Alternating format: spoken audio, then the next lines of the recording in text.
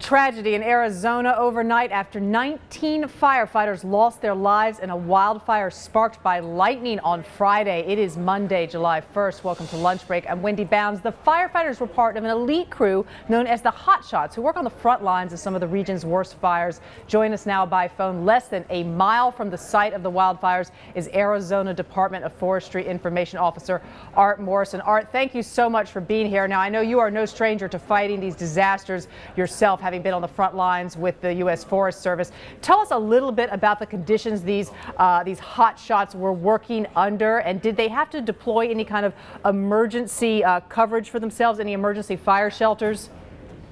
Yes, what happened, we had some thunder cells come over, and it made rains very erratic, and all these firefighters have an escape route as well as a safety zone predetermined and picked out. They deployed their shelters in the safety zone, but because of the nature of the fire behavior, it just didn't. They weren't effective. And these shelters, could you describe them a little bit to us? Do they dig down into the earth and then sort of put a fire retardant tent over them? Am I describing that correctly, Art? Yeah, it's kind of a tent. You put your face with your helmet on, very close to the ground, and the shelter is designed to reflect the heat. But, I mean, it isn't fireproof. It's just last-ditch effort whenever you find yourself in a tough spot. And the weather, of course, affecting the changing nature of this fire. Tell us all a little bit about how difficult that makes their job out there.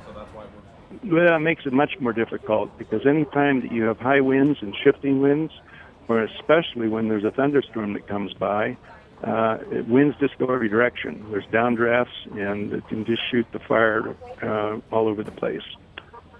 And hopefully we may have more of that fire behavior this afternoon, but so far it's real calm. The winds are light, but we are expecting more thunder cells to come through. And to put in perspective for those of us who are not firefighters, I mean, I understand these guys, these hot shots, that they're sort of the Navy SEALs of sort. They sort of march into the front line of the fire with chainsaws. Are they trying to take out bushes, debris, anything that might catch fire and allow the fire to continue, Art? Yes, that's the whole purpose of doing what we call hand line. Just get in there with chainsaws, plasties, and make a line right down to the mineral soil, and then remove that brush and throw it on the unburnt part of where the fire is coming to. And then hopefully then the fire just backs into that fire line, and since there's no fuel, it ends right there at the fire line.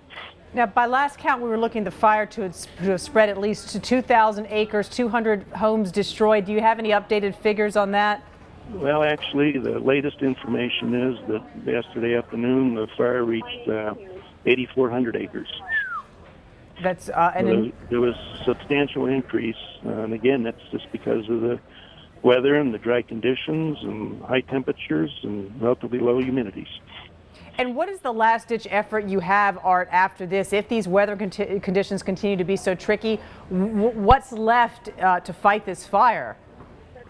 Well, if you're in a shelter, we're trained to never get out of the shelter. I mean, you just must stay there and just kind of pray for the best. All right, Art Morrison, thank you so much for being with us. He's the information officer with the Arizona Department of Forestry. He's just about a mile away from where these wildfires are burning. 19 firefighters have died trying to put out that blaze, and we will continue to update you on WSJ.com about this.